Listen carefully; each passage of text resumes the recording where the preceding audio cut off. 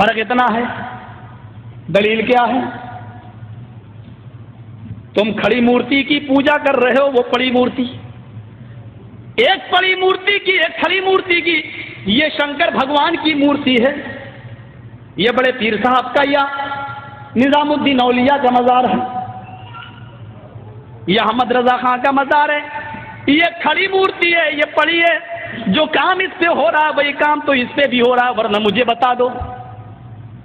ہندو چنری چڑھائے مورتی پہ تو کافر، تم چادر چڑھاؤ تو پکے مسلمان، وہ ہار ڈالے تو کافر، تم پھول برساؤ تو پکے مسلمان، یہ کوئی چیز کھانے کی مورتی پہ چڑھائے تو کہے پرساد، پرساد کھانا حرام، یہاں پر کوئی چیز چڑھائی جائے اس کو کہو تبرک ہے، اور یہ کھانا بڑا مبارک، ہندو مورتی دھو کر اس کا پانی پیے اور کہے کہ یہ گنگا جل سے زیادہ پاک و پوتر ہے، اس سے بیماریاں صحیح ہو جاتی ہیں، مسلمان اور اس کے موقع پر قبر دھو کر پانی اس کے بوتلوں میں بھرے اور کہے کہ اس کے آگے تو زمزم بھی فیل ہے، تو یہ پکا مسلمان، جو کام اس پہ ہو رہا ہے وہی کام تو اس پہ ہو رہا ہے۔ اور آج میں فتویٰ دینے کا آدمی نہیں ہوں، لیکن آج جذبات میں ہوں، میں یہ فتویٰ دے کے چلا جاتا ہوں، میرے پیارے ساتھیوں، اللہ کی قسم، اگر بھارت کے اور پاکستان کے، ہندوستان اور پاکستان کے، ہندوستان کا یہ 20 کروڑ مسلمان اور پاکستان کا وہ 15 کروڑ 10 کروڑ مسلمان، اگر یہ چادر چڑھانے کے بعد، چنری چڑھانے کے بعد،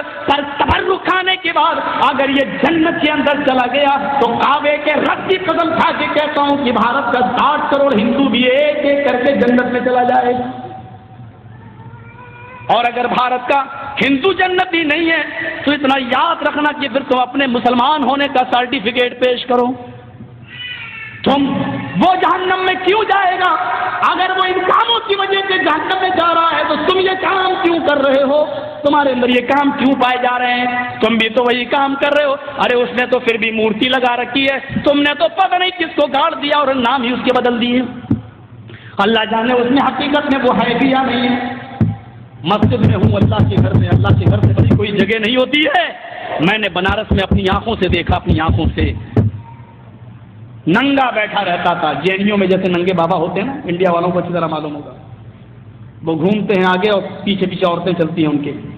دودھ سے نہلایا جاتا ہے، جو گربوتی عورتیں ہوتی ہیں وہ دودھ جب بہتے ہوئے اس بابا کی شرمگاہ کے پاس سے آتا ہے تو اس کو بھر لیتی ہیں، گربوتی عورتوں کو پلایا جاتا ہے تاکہ بچہ نیک پیدا ہو۔ میں نے نوائے اسلام میں ایک موضوع لکھا تھا کہ اس سے بچہ نیک پیدا ہوگا یا بے شرم،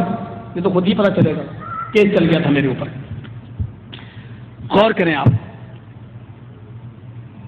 ننگا بیٹھا رہتا تھا، ایک ٹائم کی نماز نہیں پڑھتا تھا، اس کو وضو بنانا نہیں آتا تھا، مر گیا جب وہ، اس کا مزار بنا دیا گیا، 3 سال کے بعد اس کا نام رکھ دیا گیا ننگا بابا، نام بھی ہے ننگا بابا، ان کو نام بھی ایسے ہی ملیں گے، اللہ کی قسم ان کو صحیح نام بھی نہیں مل سکتے، ننگا بابا۔ ذرا بتاؤ کہ ننگا رہنا کون سی شریعت میں ہے؟ کون سا مذہب ننگا رہنے کی تعلیم دیتا ہے؟ کون سی تہذیب ننگا رہنے کی؟ اور یہ نام تک رکھا گیا ننگا بابا، بابا پر رکھا ہوا ننگا بابا باقاعدہ، جیسے بریلی کے اندر تھا کتا بابا، اب تو بدل دیا لوگوں نے، کہتے کتب بابا، کتب کر دیا، لیکن رکشے والے سے کہو کتب شاہ کے مزار پہ جانا تو جانتا ہی نہیں جب تک یہ نہ کہو کتا بابا۔ ایک کا نام ہے پتنگ بابا، کسی شریف انسان کا کام ہے پتنگ اڑانے کا، نام رکھا گیا پتنگ بابا۔ بنگلور سائڈ میں چلے جاؤ، مجھے میرے دوستوں نے دکھلایا جنگلی بابا، کون نام ہے؟ نام تو پہلے اچھے رکھ لو یار، نام تو